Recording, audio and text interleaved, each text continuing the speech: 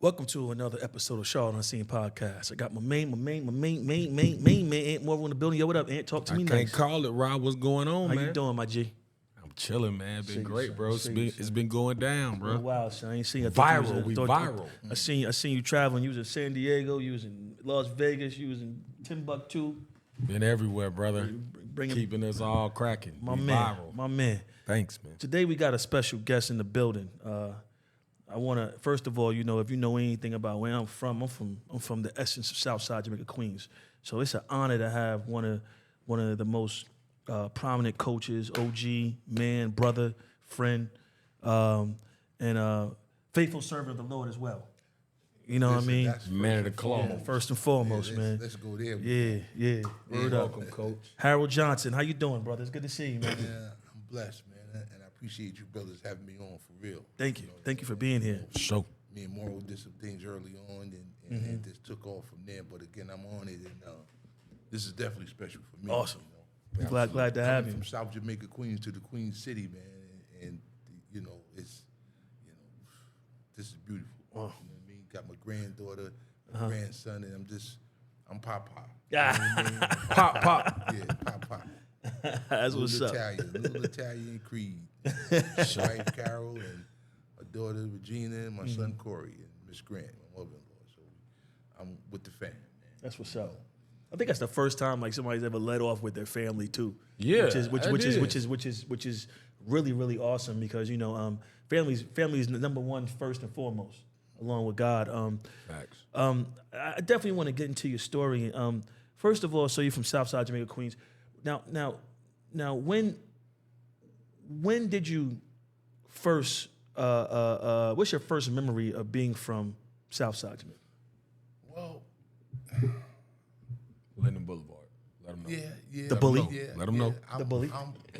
If people know about Jamaica, Queens, Rib Shack. They got a Rib Shack. Yeah, my Rib man. Shack. Sound like it was really Right? good. It's been there for years, 70s. And my family, the Johnsons, we lived right behind there on Myers Avenue. It's a little cut-through block in the building right there. And I grew up between two projects. Baisley was to my right, and 40 was to the left. So best of both worlds. Yeah, So, yeah. I gravitated to Baisley a little more. That's why I first played ball for the first 5% of the nation team, the Guard Squad. Okay. And then I came up through the Jamaica Trotters. Dave Edwards, he created that, and I just kind of gravitated to Baisley a little more, and then gradually I wound up down at 40, hanging out at 40. But Baisley is where actually I got my my start. You made your bones. Yeah, True Carter, hell of a player, plays in Puerto Rico. The Hogan brothers, AU, brother, born ruler, minister, he's a minister now. Okay. Pastor. So that come up with those guys. So tell them like you grew up between two legendary streets, like two projects. so man. like talk about can you talk about what that was like back then? Because we got legendary rappers. We know we talk about them all the time. Nas, like everybody, and to grow up in between that, because it's like I'm not comparing this, but like we got West Boulevard, Beatty's Ford Road. I couldn't imagine us growing up in between that. You see what I'm talking about? That's a great comparison. I mean, I ain't comparing it. No, but it's still a good analogy. You know what I mean? Well, let me clear something up. Right, first of all, I come from a family of 10, three brothers, three sisters, and 7 brothers. My brothers, not all of them, but a few of them were I can say I learned from them. Serious. Yeah, bank robbers. I know you. So I had a first hand, teaching, and that kind of groomed me when I started venturing off, hanging around the corner in Baisley. I was already kind of, put together to handle that. Gotcha. What I mean? So, but I learned from them. My brother that I idolized was Ronnie Johnson. He was He was a ball player. Played for Martin Van Buren. He was the first MVP at the 5-star basketball camp that was put together in 1966 by Howie Garfinkel, may he rest in peace, and Will Klein. Okay. Okay, and this camp produced, Moses Malone, Michael Jordan, Vince Carter, Grant Hills, Stephon Marbury, Stephen Curry, Legends. Seth Curry. The list goes on. Chris Paul, and right here to my right, who I about to say, recruited. what's going on, Coach? Listen, I was getting to you. And I recruited him personally. Wow. It's Anthony Morrow. Wow. How old was he when you were? He was must be like 15, 16. He was young.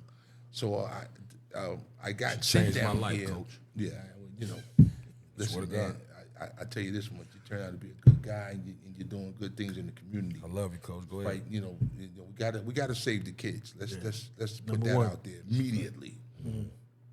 So I was able to come down here and run a scouting program. Nice.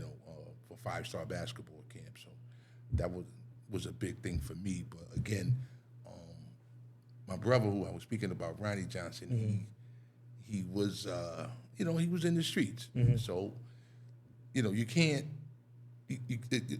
for the listeners and the viewers, you can't straddle the fence. You can't do both. That's why I established the company here. The name was called Both Sides of the Game. It was established here in 2000.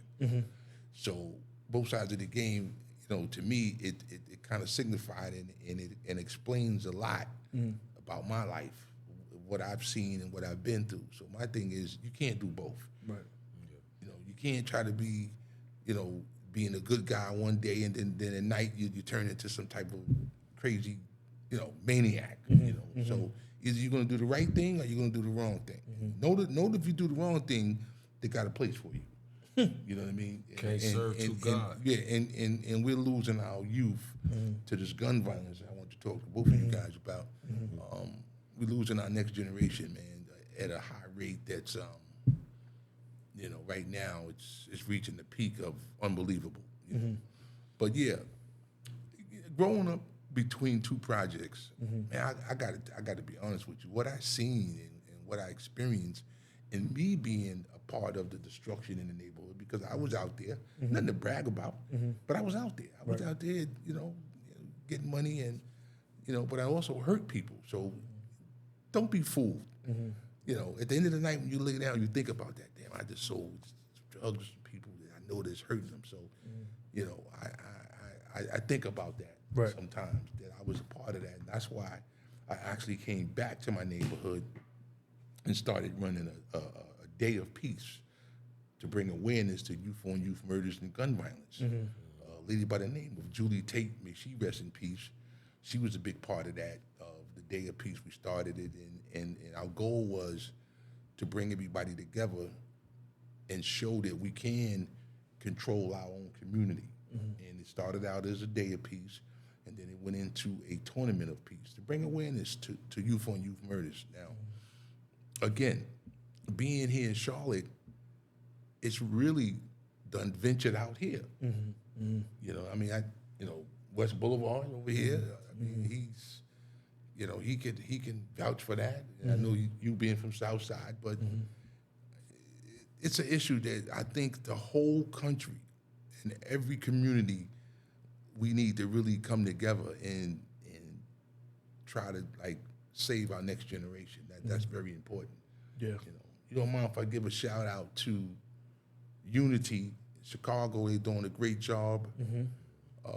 In Queens, New York, Kings of King Foundation. You got my guy Shannon down in the Baisley, him and Robo Just with Life Camp.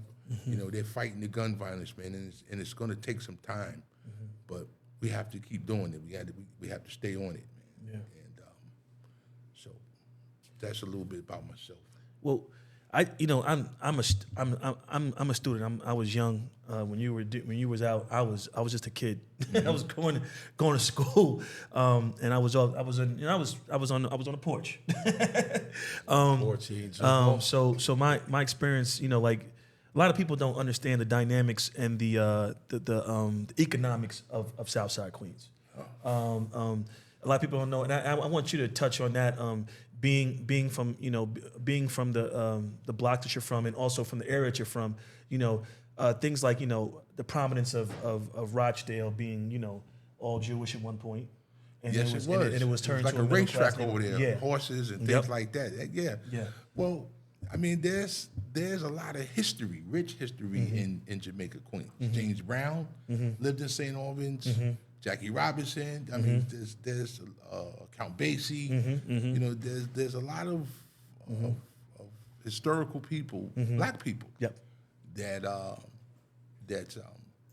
is from Jamaica, Queens. You got L.B. Griffin, the original generals. There's about 7 guys from Augusta, Georgia, who came up and solidified and put a stamp on black power in Jamaica, Queens. They were the first black construction company. Okay, and Coast dropping yeah, and I ain't know all this. and I'm gonna tell you something. They were very pivotal in leading the way in blacks knowing who they are. I'm going to share something with you right quick. In 1973, well, let me just say this. The Supreme Team documentary that came out in 2022 about Gerald Miller's life, Prince. He's home now, trying to wait for him to call in. Hopefully he does. Prince, hurry up. Yeah, so in that documentary, it highlighted a kid by the name of Clifton Glover that was shot by Officer, the name was Officer Shea. Shot him in his back. And it was an uproar. I mean, a lot of this, this was just rioting. 7 Crowns, black leaders of 7 Crowns, they was going crazy because the verdict came in and they cleared the guy. So now you're talking, man, it was just crazy. So it wasn't until the Griffin brothers said, you know what? Now we ain't letting this go. They took their heavy equipment, blocked off blocks, and said, that's it. And basically they led the charge. And if it wasn't for them stepping out as a black construction company, I mean, these guys fought the mob. It was, I've heard some stories of the mob coming and say, oh, you guys can't do this work, and knocks one of them out. You know what I mean? Like, this is true. This is nothing I'm making up. Yep. This is real. So, actually, there's a documentary series of stories about them called "Original Generals" by Mark Griffin. Should be hopefully we'll pick it up, and then Gerald Miller himself, Prince is paving his way in the film industry. He's slowly but surely he's getting in there. Okay.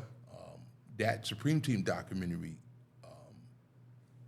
that was done. Nas, shout out to Nas, Master Pill, Peter, Don. You guys, I appreciate the help, but Nas got behind it and pushed the Supreme Team documentary.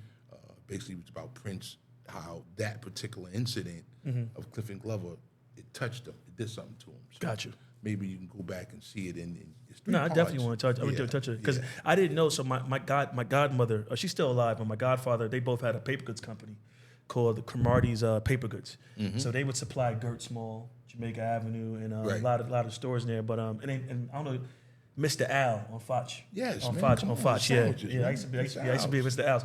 So it's crazy because I've heard stories about how like back in the days they would try to muscle black businesses and get in, and I've heard personal stories about that. And then also she actually I have an autograph album that's unopened of Count Basie. Count Basie. Wow. Well, she was in the same supper club as Count Basie. I didn't know that. So yeah. So when you mention Count Basie, that's crazy. Well, the Griffins, they put something in his pool. They did a pool, some excavation work there in Count Basie's crib. Oh, they did? Yeah. Oh, wow. Yeah. Wow. Yeah, so... They put, what you mean they put something? They did some work there in his house. See, I don't know exactly what. I have to talk to my cousin Mark about it. But they did some work, and they have some things from there that they're gonna that they got from out the pool. I think. Okay. Oh, wow. Okay. So they got some stuff that they got from there. And people don't know, too, Red Prysock was I don't even heard of Red Prysock. Red Prysock was another artist, But Arthur Prysock was his brother. They lived next door to my godparents. There's a lot of things in Queens. Of course, you got LL, you got. That's a whole nother. That's a whole nother. Yeah, you know, we talking a lot about of prominent rappers, people. man. You know, Run DMC, Jam Master, Yep. rest in peace. Yep. LL, Yep. you know, 50, of course. Of course. You know, it's a lot of history there, man. You know, but again, South Jamaica has a plethora of some rich history Yes. that eventually is going to make its way to the big screen. Now, when you're talking about, and I just want to touch on this, Yeah. during that era of the drug era, you know, now you're talking, you know, Fat Cat, Corley, Supreme, Prince, Ronnie Bump, you know, these guys, you know. Pop Freeman. Oh, listen, let's slow it down. Yeah. Take it easy. I never met him, but I seen pictures of him. But I do know Ronnie Bump, Rockman. Okay, that's what's up. Yeah, I do know him. I was introduced to him by a guy by the name of Alan Watson. He used to date my sister. May he rest in peace. Okay. He introduced me to Ronnie Bump at a club called Piccadilly's. Oh, okay, yeah, Farmers. yeah. Gangsters in there. Now, I was 15 years old. Yeah. And I remember the scene like Goodfellas when the guy came out the door and the guy says like he met Jimmy Conway when he met the world. All I remember is Ronnie Bump coming out the door. There was a little door in there and he came out. He had a mink on, light-skinned guy. And Alan Watson said, "Yo, this is my brother-in-law. This is Ruthie's brother." And he looked at me and he said, "How you doing, man?" I said, "I'm good." He went in his pocket, gave me a $50 bill. And he said, "You ever have a problem?" He said, "Hold on for a minute." He said, Shorty Black, may he rest in peace. He used to be with Mike Tyson. So Shorty came over. He said, "You ever have a problem? You come over here and you see Shorty." Wow. Shorty said, "This is Shorty Black. This guy, you know, Kawhi made me." That's what's up. And right behind Bump, another guy came out. Now remember, I already heard of this guy's name. Okay, this guy's name is B.I.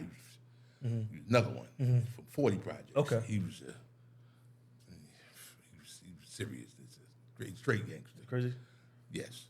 He came out behind Bump. So I'm standing to myself, I'm 15 years old. I'm hearing about B.I. Bump. But now I get to meet him.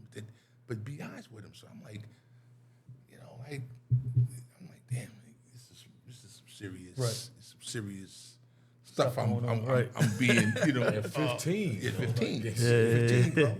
At 15. And then, you know, like I said, I had my brothers, man, and you know, so I had a good plate of food. So Nice. I like the way you you know said what I it. mean? Plate of food, man. And, you know, I was prepared. You know what I mean? I was prepared. But basketball, just keeping it 100. Yes. Basketball is what really saved me.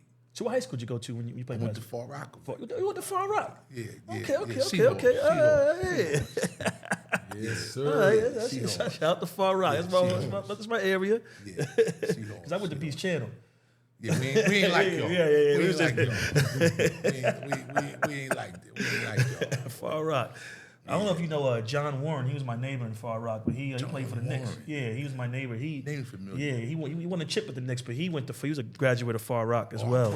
I played with guys like Arnold Saunders, Pookie Wilson, rest in peace, Kevin Witherspoon, Marcus Gaten, Maurice Truitt. These are guys I played with in high school. I think Arnold's a ref now, but you know he was Bernard Pearson. There was another guy, Irvin Brown. This guy had thighs like this, man. He was running back, played football and basketball. But short story about that. Oh man, this is crazy, man. This may give me a little emotional here, but I tried out for the team. I tried out for varsity, right? And at that time, I was really working on my game. I was working out with a guy by the name of Eddie Lee, played for Cincinnati, may he rest in peace. I think the Celtics drafted him. But anyway, I was working out with him. So he cut me. So I came around the way. I was like So I was like really hurt. So I went and knocked on his door because he had a little stationery store. Once he got cut from the Celtics, he had a knee injury, so he opened up a store in the neighborhood. So he said, "What's wrong, man?" He said, "Man, he cut me, man." You know what I mean? He said, "What?" He said, "He cut you." I said, "Yeah." Then he said, "Well, look, man, wait a minute." He said, "Wait a minute. Well, this is Prince calling." Okay. Yeah. Hey, this exclusive Hey, right Prince. here. Prince, we were just talking about some basketball stuff with my life, but we're here with Rashad and Moro. We on now, so here he is, Gerald Miller, Prince. Hey, how you doing, sir? It's good to hear from you, man. How you doing, man? Who's speaking tomorrow? Nah, that's Rashad. I'm Rashad. That's Maro over there. I'm over here, OG. I'm over here, OG. What's going on with you? I'm good, man. I'm hanging in there, man. You know, happy to be home and just trying to, put the pieces of my life back together, man. How y'all brothers doing? Oh, we Man, doing we good. doing great, man. It's good to hear your voice again. You know, we've been contacting each other, bro. I've been hollering at you through Coach, man. Yeah, I know. Thank you for coming. Conversations, too. And I'm looking forward to coming to the state, man. You hear me? Oh yeah, we nah, gotta we get you down open here. doors right Yeah, down here in yeah. Charlotte. We here. We're gonna get you here. Yes, sir. Yeah, you know. Charlotte's popping right now, man. Yeah, we a hub down here. You know, I'm born and raised. I love it. We a hub. Hey, we man, own we it. from South Jamaica, Queens to the Queen City, baby. So it's already Yeah, it's a lot of Queen stuff going on right now. Springfield Gardens. Yeah, it's real. Right. I just wanted to ask you before my bro, we first of all, like I said, we appreciate you. We thank you for calling back, and tapping in with us. Just about how has life been, like tapping in, just being back home and everything, and how you transitioning and everything that you got going on. You gotta say everything, but anything you feel like sharing. But it's dope. Well, to be honest with you, man, I was away for 34 years and 6 months, man. Almost 35 years. Yeah. I went away March 21st, 1990. I was released September 2nd, 2024. Well. And the first thing I did when I walked out of that prison, right, I looked up, put my hands up, I smiled, took a tissue out my napkin rather out of my pocket, put it on the ground, and I kissed the ground because nothing would. When you get 6 life sentences, I had 7 altogether, 7 life sentences. I gave 1 back on appeal, that left me with 6, and it took all that time to get the 6 back, and it was hard work, but I was dedicated. I always knew that I was coming home. You couldn't make me think that I would die in prison.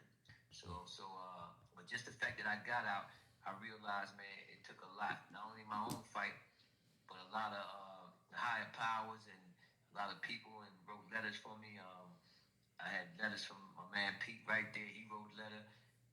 Nas wrote me a letter. A couple of people wrote letters for me and my family. And so I kissed that ground, and I thanked the higher power, and I thanked them. And I got up, and I got on my way. I had a pep in my step, man. You know what I'm saying? So, Yeah. My parents are 86 and 84. Wow. I'm blessed that they were still alive, because a lot of my co-defendants lost their parents, and a lot of people I've been around in prison have lost their parents during their incarceration. So I was happy that mine was still here. And so, right. That's love, man. I just powerful. I just wanted to ask you. I'm from the neighborhood. I was around. I was younger. When you were doing your thing or whatever. But getting out and readjusting and seeing how everything has changed. How's that been for you? It's been enlightening, man. I mean, I've seen. Look, I went to the neighborhood back to Queens, back to South Jamaica, and I remember all the vacant lots. When I was out before, I had acquired, and Pete noticed, I had acquired 3 buildings and a store, right? And I used to think I should buy these lots up, and I never moved on it. You know what I'm saying? And when I came back, I seen all the lots that I thought about buying. Somebody, it's property, it's buildings built on them, all kind of stuff. And I said, damn, if I'd have just stuck to real estate, got out that life, and then transitioned to real estate and bought land, man, I'd have been out. And not only that, I was before my time in thinking. But, you know, so watching all that stuff, the neighborhoods looks built up. Some of them look regentrified. Yeah. Yeah, absolutely. But that's what caught me the most, the regentrification of so many neighborhoods. Because I've been traveling around the whole Queens, and I've also been traveling around the whole New York and other places as well. And everything's building up, but some of the neighborhoods still look a little run down. That's the sad part of it. Right. Yeah. Right. But they going to get those neighborhoods too. Yeah. That's why we got to make sure that we do that, and before anybody else that don't look like us goes and get. Hey Prince, I was talking to them about how I grew up between two projects, the Basie and the 40, but how I kind of leaned towards Basie, playing for the first 5% Nation team, the Guard Squad, then the Trotters, and things like that. And then we started touching on the gun violence of the youth, which like it's just out of control, and we're losing them to prisons. I know you was concerned about that. Wrote in a letter to the judge for you about how you reached out. Gun violence, yeah. Yes. So what I would like to hear from you and the viewers listening, I know you was like really disturbed by so many youth coming in at a young age.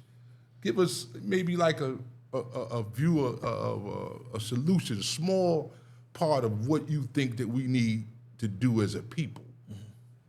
Well, I'm gonna be honest with you. Being in prison so long, I got to see different age groups come in that place.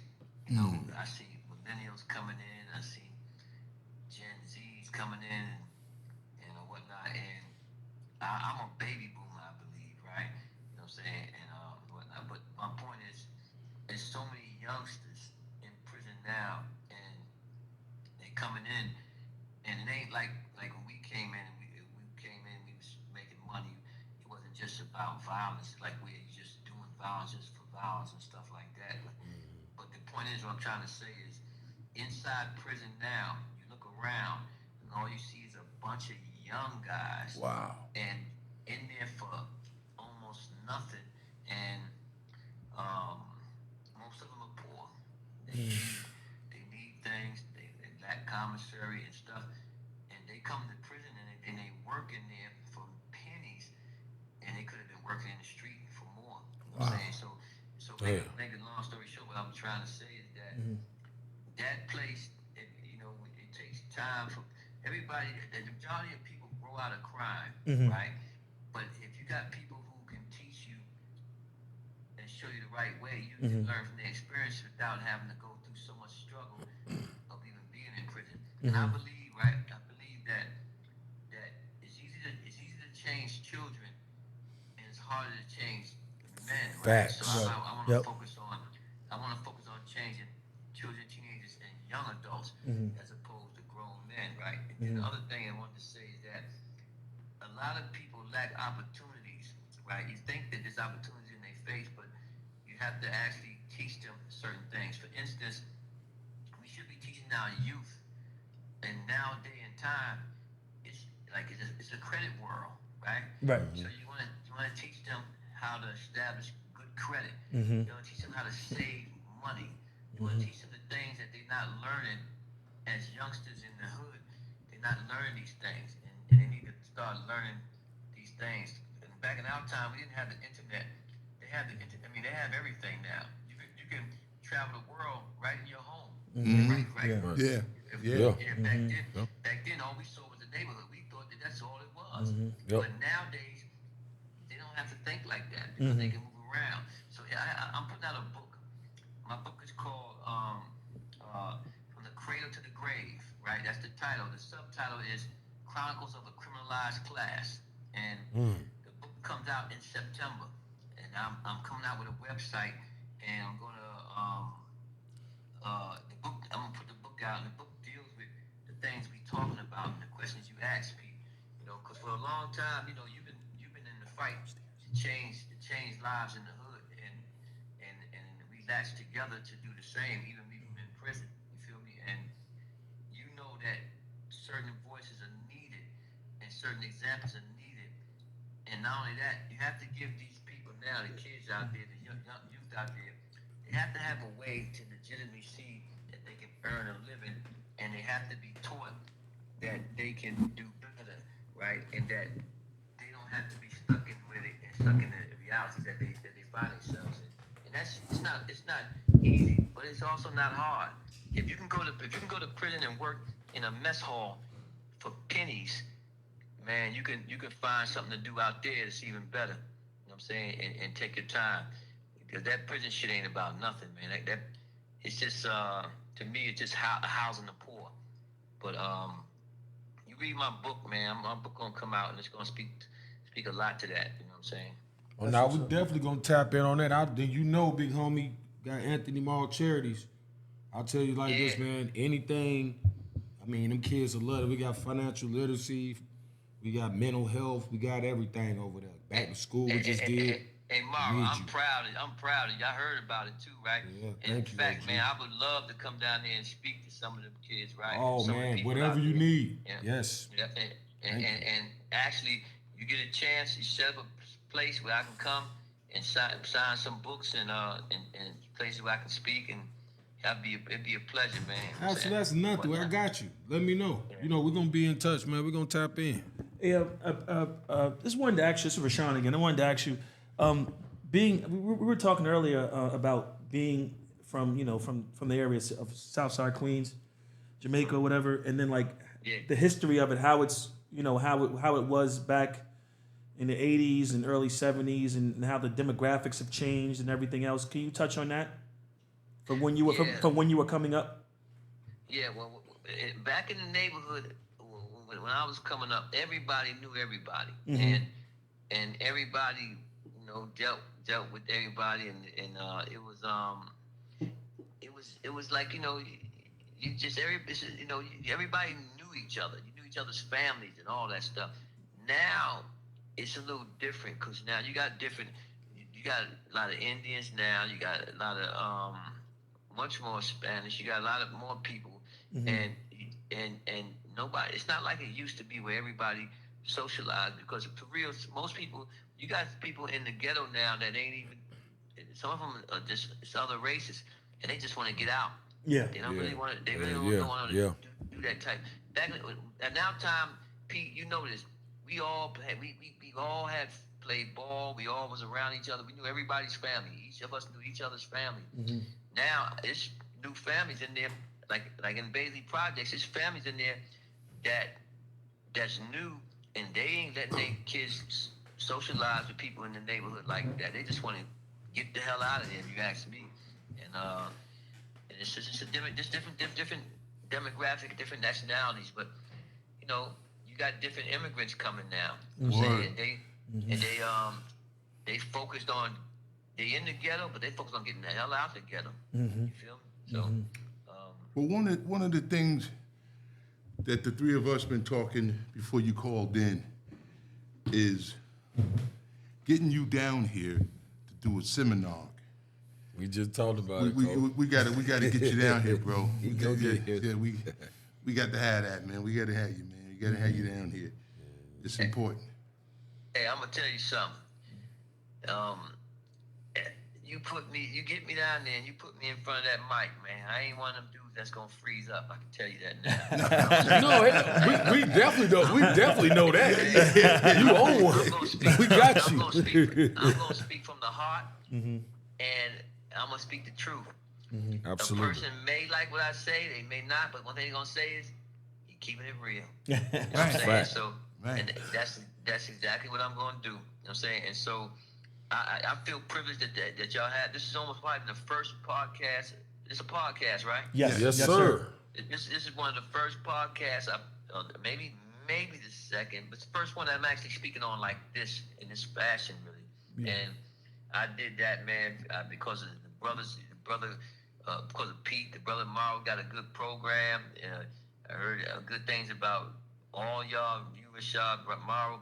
It's a pleasure, man. I'm saying, and funny, I just flew back in from New York, going to see about a job interview with Life Camp. And what happened was, I I was a little tired, man, but I said, you know what? I'm gonna give this interview to y'all, and this won't be the last one. And, this will probably be the first one, but it won't be the last one. It's the first one, but it won't be the last one, rather. Right.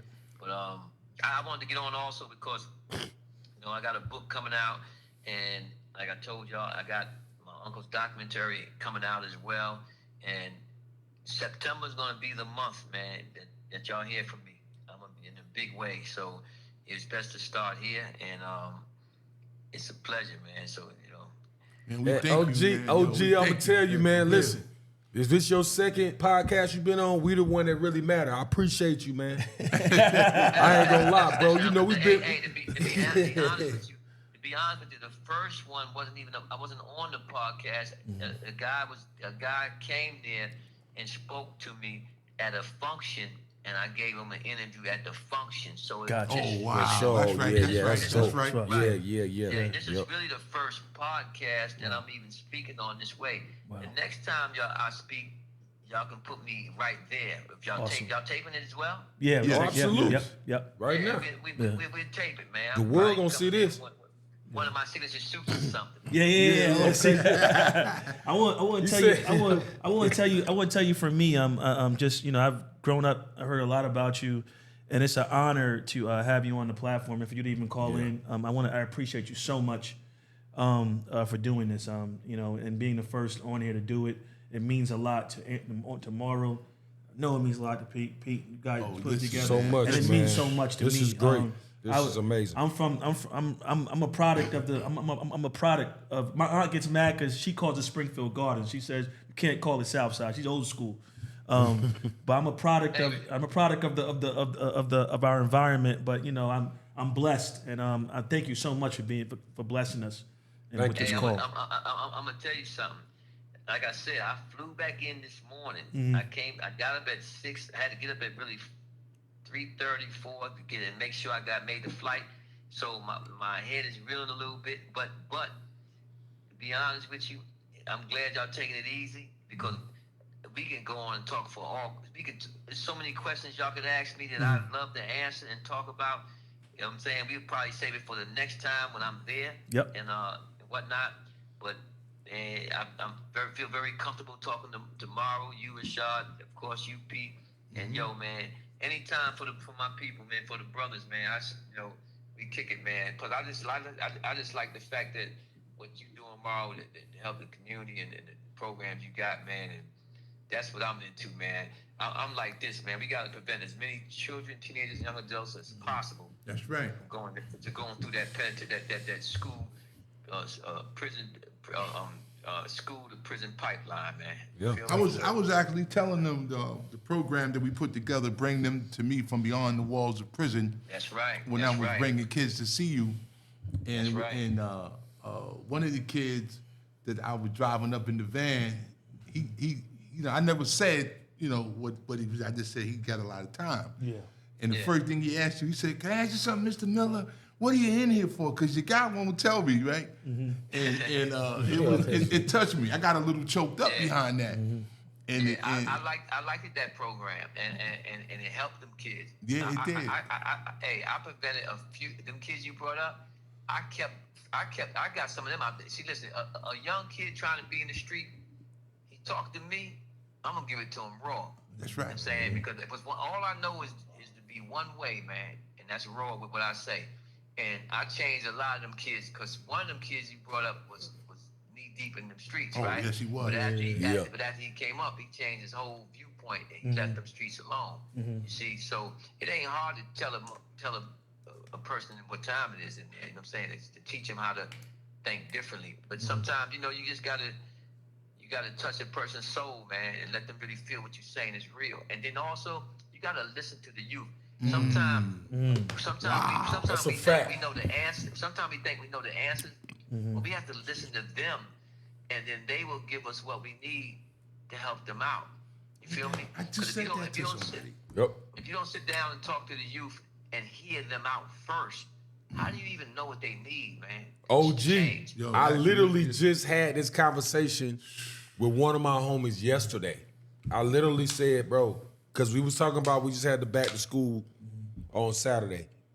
And I said, look, man, you have to be able to listen to them kids and the young fellas and the young sisters. You got to talk to them. You can't just judge them.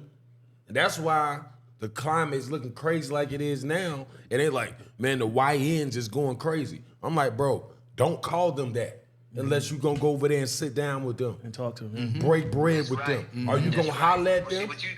That's right. Real talk. I just had this conversation yesterday. Listen, and what you're saying is real. See, me, I want to talk to the baddest of the bad, right? I don't wanna, Didn't we just say I that? wanna Yeah. talk, right. I want to talk to the baddest of the bad to change his mind so he can reach the youth. For instance, if there's somebody that they look up to, I want to talk to them too. I know I said I want to speak to teenagers, children, and young adults, teenagers, and young adults, but I also want to speak to the baddest of the bad that they listen to, that they follow, so I can show them why they should be telling them, don't follow behind me. We got every program for you in Charlotte, OG. Everything under Anthony Monteri's. I got you. Come pull up. I do it. Everybody, we need you to come here and do that. That's the bottom I got line. you. Yeah. We need that solution that you just Yes, sir. that you just gave up. We need that. that's real. And I'm here, and I can straight up say when I left North Carolina to go back to New York, right? When I opened up an outreach center on Linden called Both Sides of the Game, it had a hand extended, right? And Prince, you could vouch this when you started calling, we started communicating with each other. The first thing you said, yo, you got to get out there. You got to get out there in the field. You know what I mean? So I know, and that's why I shouted out Life Camp and the Furtado brothers, the Kings of Kings, because they still fighting the gun violence. And let me tell you something. We in it knee deep right now. And you said the key thing. Yo, you got to let them express themselves. Yeah, you do. Yeah. See, and that's the problem. We always like, man, them young niggas is crazy. No, they no. Nah, man, you got. They not. We used to be That crazy. some of them, we was young, kinda young crazy. dudes, right? Yeah. And the funny thing is, the difference with us back then, you know, wrong or right, you know, we like people like you got authorities to say gang. We was in our shit was really organized crime for real, and For real? on a black level. They'll just never say that because we black. You know what I'm saying? But it wasn't a gang. You know what I'm saying? Or, you know, Supreme Team wasn't a gang actually. It was not a gang. It was an organized crime. But the thing is, I know how to talk to people in that lifestyle because even before the Supreme Team, we were 5%ers, which wasn't a gang as well. But we had gangs in the neighborhood too. You know that, Pete. You know Yes, what I'm sir. saying? Yeah. But if you don't talk to the baddest of the bad, then you ain't talking about nothing. I'm the type of person I'll get back in the street. I'll go into any neighborhood that I have to and speak to who I need to affect change now. Because to me, that's important. You know what I'm saying? So if I'm called upon, like I just put on my Instagram, info at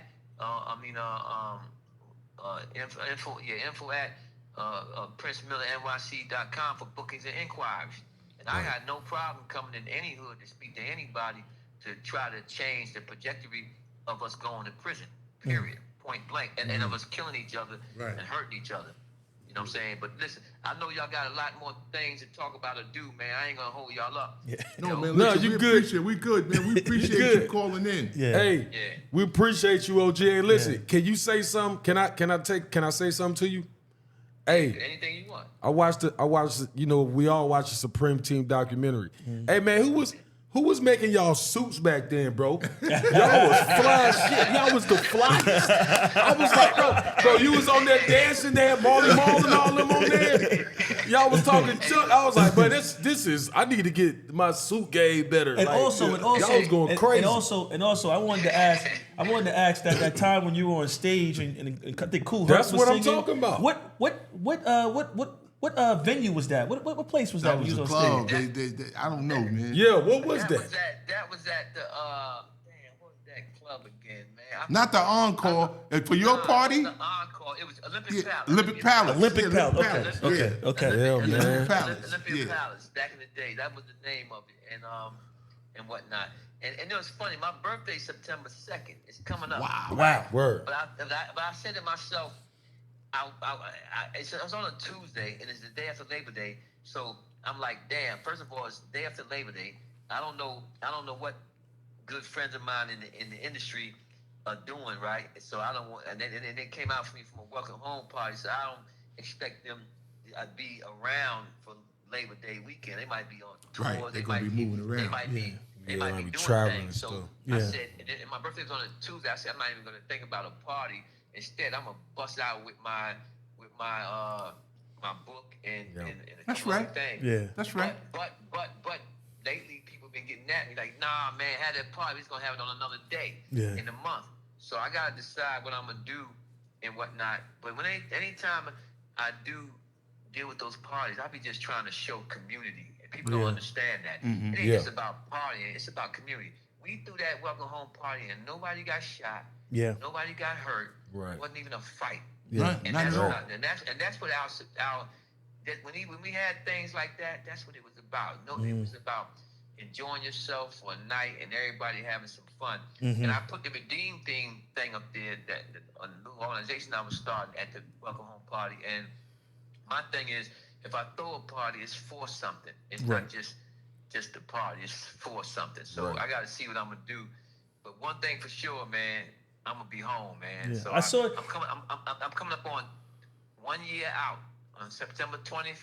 It'll be 1 year free. Wow. So I might cool. use my party. I might throw something for my party and my birthday and the fact that I'm free on that day. You know what I'm saying? And also my uncle has a documentary coming out in September as well. His birthday's September 19th. So Wow. I got to think about what I'm gonna do. But yo, it's been a pleasure speaking to you, Morrow, Rashad, Pete, of course, you, man. Y'all, you invite me anytime you want, man. I'm back. We Change got the you. questions. My birthday's September 27th, and I got some on September 24th for my fundraiser.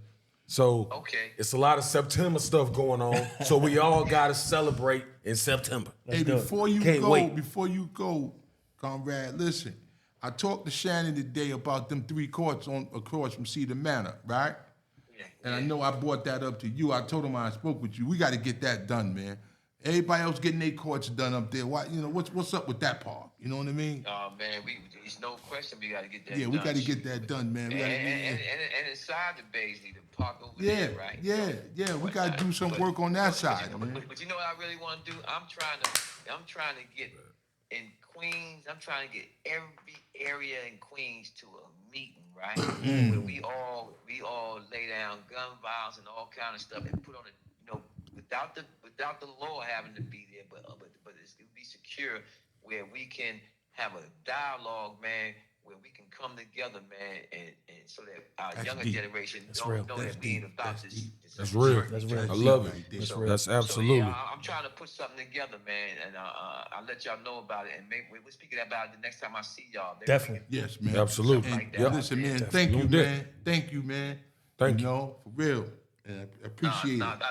I appreciate y'all, man. Y'all gave me the opportunity to get some things off my chest and what I'm trying to do, man. So thank you, man. Thank you. This is just part 1. We got more. Yeah. Can't wait. All right, y'all, Can't wait. Y'all take it easy. Have a good night, man. Have a good night, brother. You too. Thank you, brother. All right, Ma. All right, Rashad. All right. Peace. Wow. Powerful right there. Great, man. That was good. That was big. That was Ain't big. gonna lie. I had to, you know what I mean? I had to take a basketball break on that one. You hear that? What's But, bully? This is what's bully. But I wanna just touch on the solution that I Yes. asked him about. Yes. Yeah. And he went in. Yeah. You know what I mean? Yeah. He went into it. Like I said, people always be like, oh man, you talk to Prince, he's just man, that's my friend, man. Yeah. You know what I mean? Real big. Yeah. There's no reward. He don't owe me anything for helping him. Because see, the Most High, He knows what we know not. Yeah. That's real. Okay? To the And Lord have mercy. there's something, there's a saying in Arabic. It's called kun fayakun. That means be and it is. So in a situation with him, the Creator said, Pete, go help him. And I'm going to reveal my power. Not now. I'm going to reveal my power. And I'm going to show the world that I am in control of all things. Kun fayakun, be and it is. And you heard him, he's free. Wow. So we need to just listen, man, stay in tune with the Lord. Yeah. Don't think it's all about, it's you doing stuff. No, I know. You gotta, you gotta believe, you gotta have faith, man. And that's one thing I told him. I said, yo, Prince, man, on a visit one time. This is real talk. They moved him from Allenwood Penitentiary in Pennsylvania. Moved him to Big Sandy, Kentucky. Now they killing there. And went up to see him. He didn't think I was, he didn't know I was coming. So when I got there, me and the white lady with her 2 sons, they drove from Iowa. So I'm sitting there, and I heard the door go, and he came out. So I went to greet him, and he said, yo, you can't touch me. We gotta touch in that box. It was a box on the floor, yellow tape. So I got up, we got in the box, and we hugged. And we sat down. He said, yo, man, you came to Kentucky to see me. And this is not no regular penitentiary. This is Big Sandy. Yeah, this is the Dying thing. there. Yeah. And then the next thing I said to him,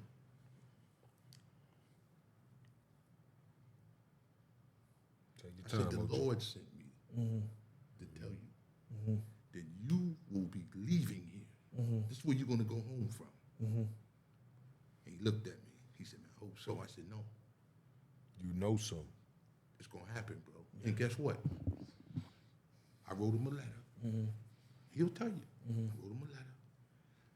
The day he got the letter, Ward came by and gave him the letter.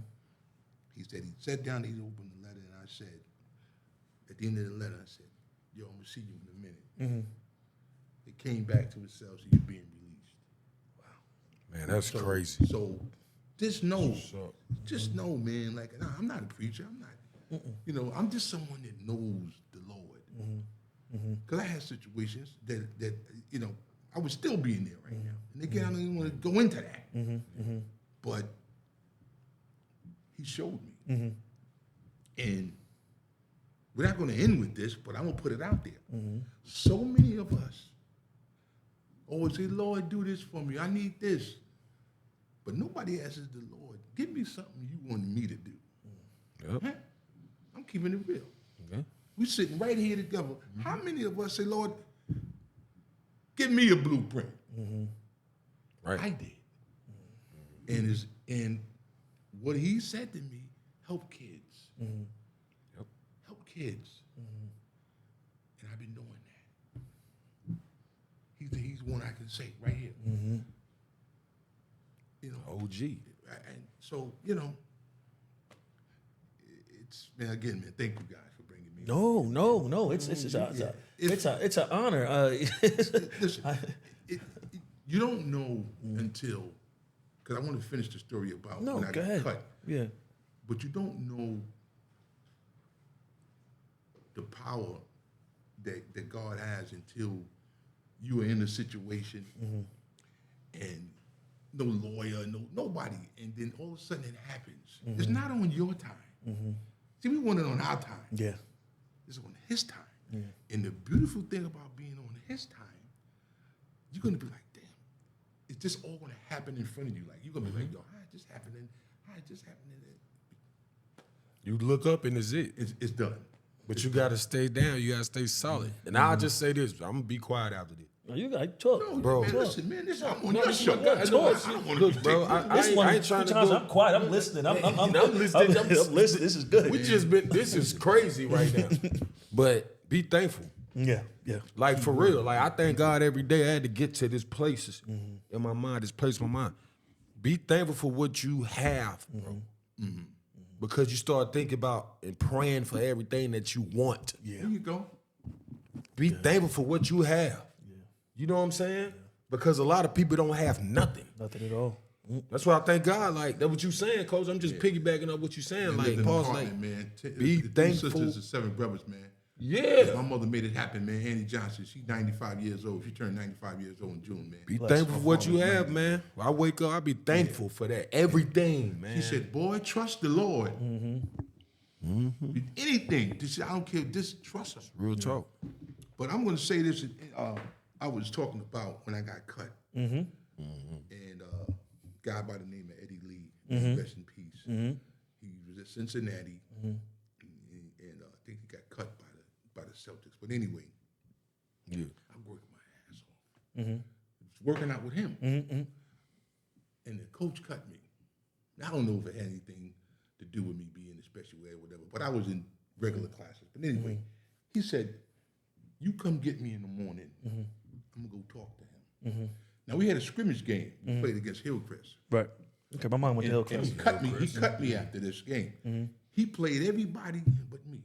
Right? It was a scrimmage game. Right. He was just seeing he would cut me. So I knocked on Eddie's door in the morning. He had a little stationery store. He came out. He had his trench coat on. He said, "Come on, man." Got in the cab. Went to Far Rockaway High School. Coach's name was Paul DeLara. Okay. He said, "Where's he at, man?" I said, "This is his office right here." He said, "Wait right here." I said, "Wait right here." Eddie Lee was 6'4", 6'5", smile. You know what I mean? He said, "Wait right here, man." Yeah, it was it's Eddie Lee. Eddie Lee opened the door. He see me on the side. I was on the wall like this here. Eddie went in, closed the door. I heard a bunch of yelling. What do you mean? He said, "I watched the kids you put on the team. He's better than 4 or 5 of them." He said, "And you was getting blown out and you didn't even put him in the game." So all of a sudden I heard a bunch of tables thrown, you know. So See, he didn't tell me this part of the story. I'm like, what's going on in this? Right. They got the I squad. said, "Man, you ain't right, man." He said, "Just give him a chance." Right. So now I'm standing outside the door. Then he got quiet. Right. He came out, put his coat on, put his pocket, gave me a $20 bill. He said, "Listen, man, you're gonna play it. I'm gonna give you a shot, man. Don't let me down." Right? He walked.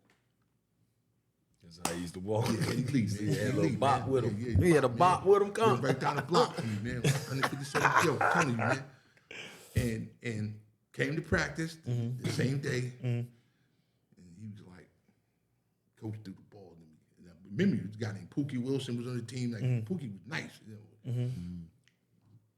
He said, "Yo, don't turn the ball over." Now I didn't start, Right. but I got in the game. Right, you know right, what I mean? right. I got my little 6 points, 4 points here, this here. And the time that he really had to play me, this is gonna hit you. This guy named Maurice True, he sprung his ankle. And he was, he came over limping, right? So I'm sitting there. So the ref said, "Hey, you gotta get a sub in. Yeah. You gotta get a sub in." So he's pacing back and forth. Then he said, "Harold, get in there, man. Don't turn the ball over, man. Don't shoot it, you know, because Don't shoot. you know, because I was, back then they didn't have a 3-point. Right. Yeah. So I let the ball. I kicked it around, moved it around. When it came back to me the third time, I heiced it. I hit a You jump. had to. Yeah, I heiced it. So, but I'm gonna say, bro. Listen, that's great. He done told me this story before, but I ain't know He tell you that about the the part where OG he got got the him in the squabbling in the office. I Like, know, man. I no, heard but the table. but I tell you, no, I say this on some real stuff, man. Before we close out or whatever, that story you just told of him sacrificing to get you on the team is how you went to my high school and got me at 5-star camp. Yeah, That was before Nike camp, Adidas. That was before. He That was didn't the first. even know me. He didn't know I was watching. I didn't even know he was there. He was like my was high y'all school coach, feeling? Jerry Faulkner. The rest, love. Shout out to Coach Faulkner. He in South Carolina right now, and they went in there and had a meeting. They saw me in there shooting in the gym. I was like 15 years old, and that is why you're a legend.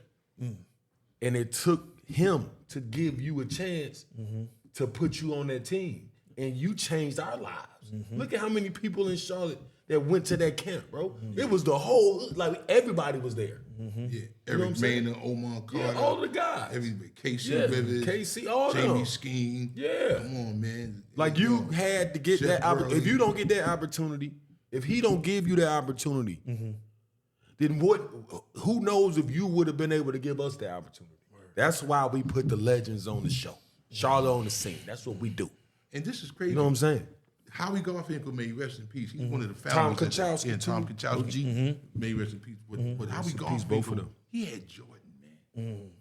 Okay? And I had an opportunity to meet Jordan through him. Wow.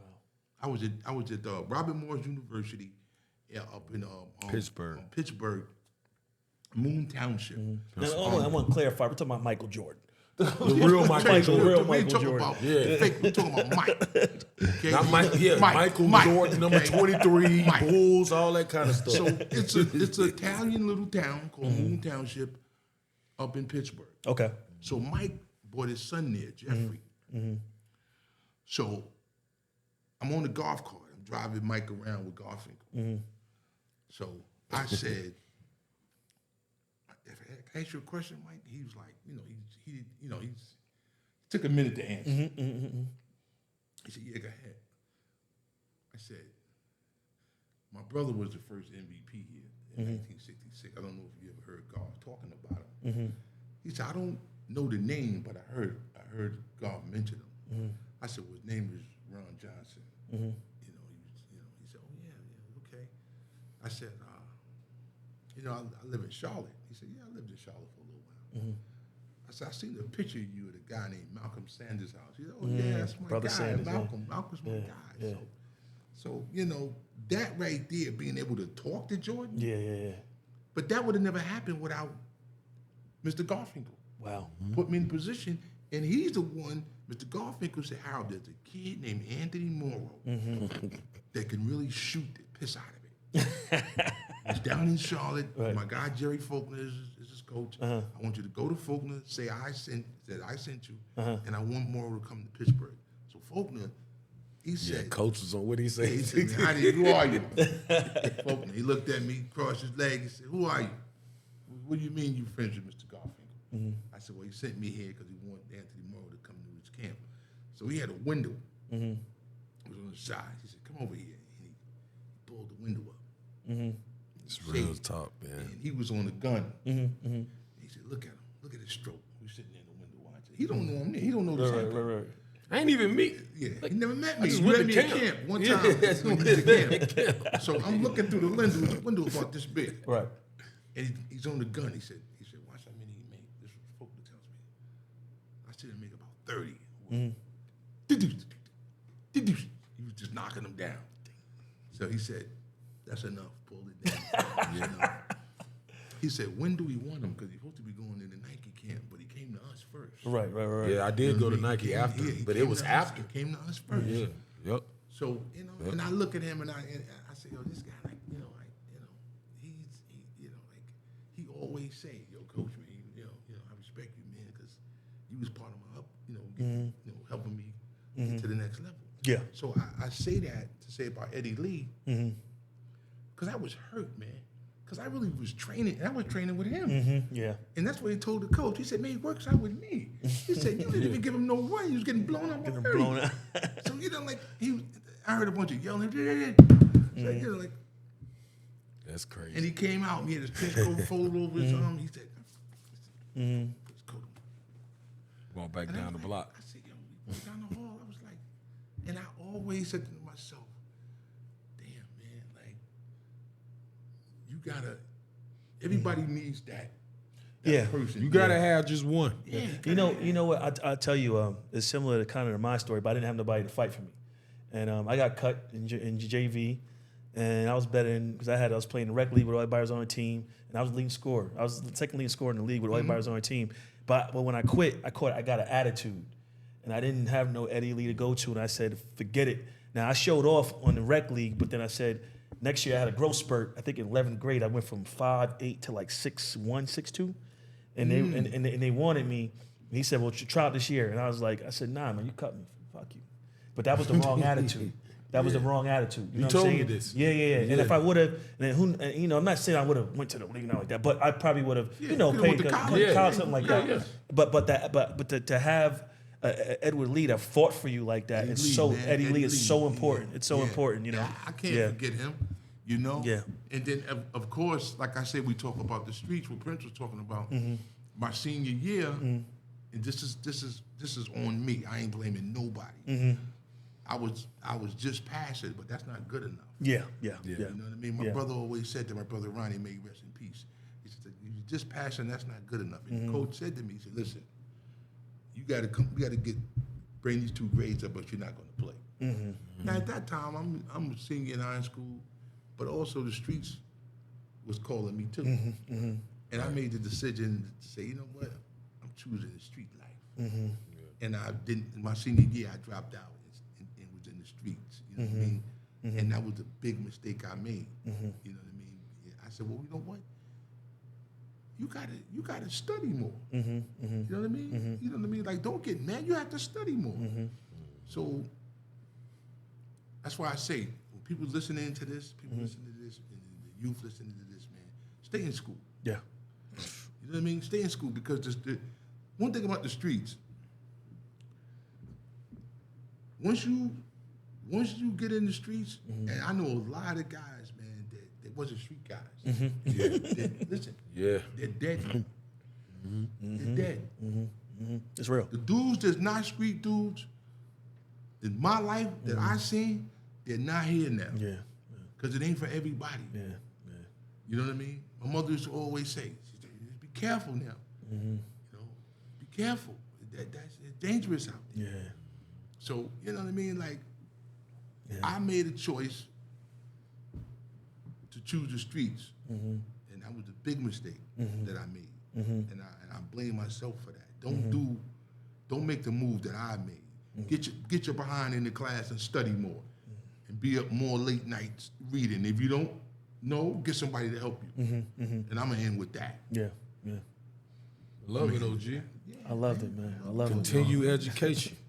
Without Stay education, out the you way. ain't The going streets, nowhere. the streets ain't even around. It's not like it was back when you was And in. it's not even the streets. That shit ain't nothing It's now. nothing anymore. It ain't even. It don't even exist. They're all telling on each other. That's why I'm like, why you want to go do that? I got a friend. I don't get it.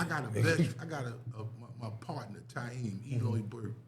He was murdered in 86, man. But I don't want to even go too deep into it. But he was young, 21. Didn't even get a chance to live life. You're grown up. And everything I do, I made him talk about it.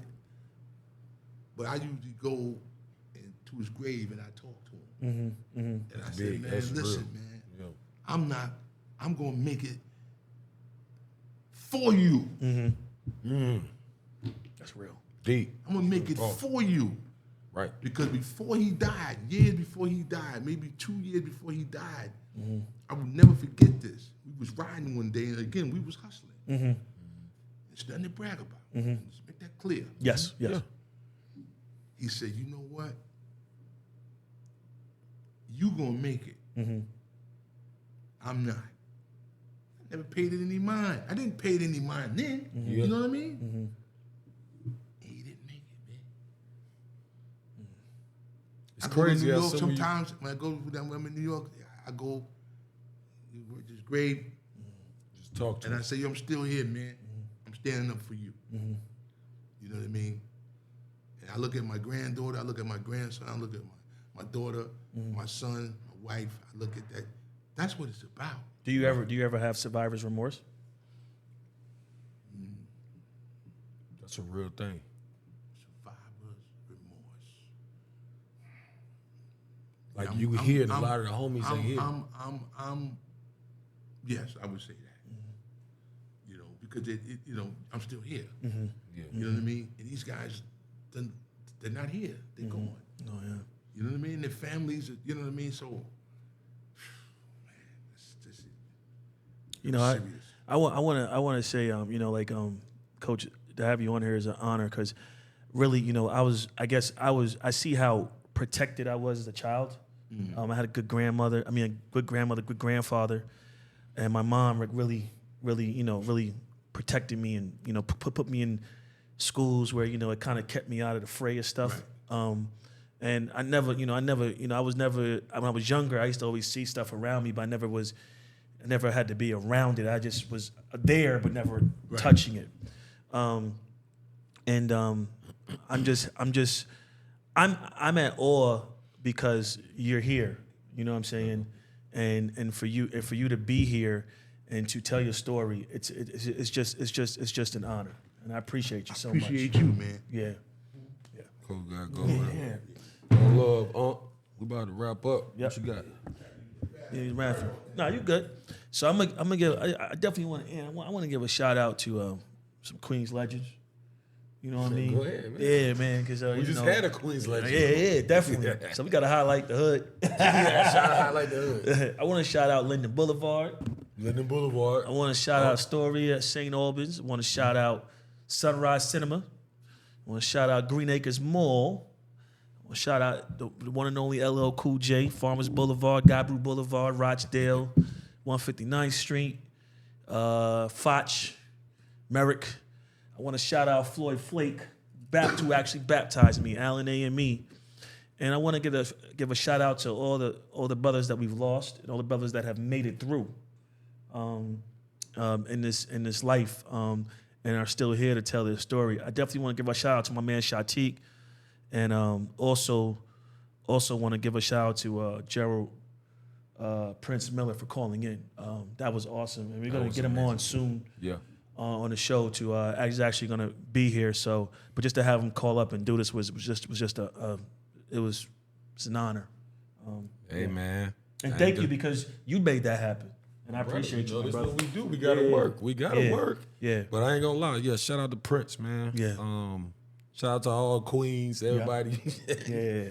But 50, man. Yeah. Shout out to Fifth, of course, He always man. been super supportive, and super inspirational for me. Yep. And Yayo. Yep. When I met them when I was playing in Jersey back in the day. I also want to give a last shout out to my mom, and my grandfather, Edward E. Moore. Shout out to Mom. Yeah, my She's a mom, real one. Hillcrest High School, grandfather. And my dad, Harold Humans. He that's my guy. He be out there. Yeah. He'll be out here this week. So but he was born in he Queens is his place. So, but this is a great interview, man. It's a great It's interview, amazing. man. And I'm a fly on the wall. I'm just listening. No, I'm just chilling. I'm like Coach, because I'm with Coach a lot, man. Yeah, he come to the spot. Yeah, you know what I mean? That's where you met. We met. Yep, I introduced y'all Yep. But that was awesome. Y'all was like finishing each other's sentences. Yeah. From the same Well, he place. knows a lot more than me. Yeah, I'm just the baby. I was the baby, fly on the wall, man. Just watching these legends live. So, but we're gonna wrap this episode up. I want to tell you, it's been cool. This has been a great interview, and we got more coming. This is Charlotte on the scene. This is a wrap, my man. Rap, brother. You know what it is. Let's go. Let's get to it.